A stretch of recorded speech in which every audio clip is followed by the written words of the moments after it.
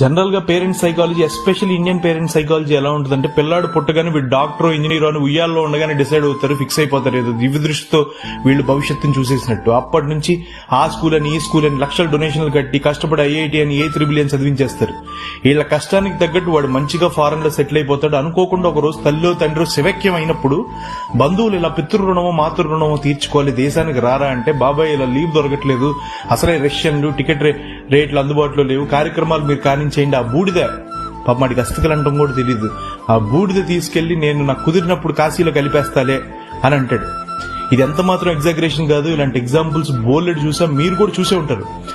అప్పుడు పైనుంచి వాళ్ళ తల్లిదండ్రులు చూసి, అయ్యో నేను తినకుండా వీడికి పంచభక్ష పరవాణాలు పెట్టాను, నేను సైకిల్ మీద తిరుగుతూ వీడికి డ్యూక్ బైక్ కొనిచ్చాను, రాకెట్ సైన్స్ పుస్తకాలు చదివించాను, వాటితో పాటు ఒక రామాయణం కొనిస్తే బాగుండేది, బీటెక్ చదివించాను, దాంతో పాటు ఒక భగవద్గీత చదివించాల్సింది, పక్క కొంపలో ఉన్న రఘు అమెరికా పోయాడు, నువ్వు పోవాలని చెప్పాను కానీ రఘురాముడు తండ్రి మాట కోసం అడవులకు వెళ్ళాడని చెప్పుంటే బాగుండేది, ఏమి కర్మశంకర, వీడికి సువంతైన శివభక్తి కూడా నేర్పలేకపోయా, కాస్తంత దైవభక్తి నూరిపోయలేకపోయా, అలా చేసుంటే ఎలాంటి గతి పట్టేదా ఇవాళ అని ఏడుస్తూ ఉంటే, అప్పుడు కూడా పక్కనొచ్చి నీ భుజం మీద చెయ్యి వేసి దగ్గరికి తీసుకునేది కూడా శంకరుడే.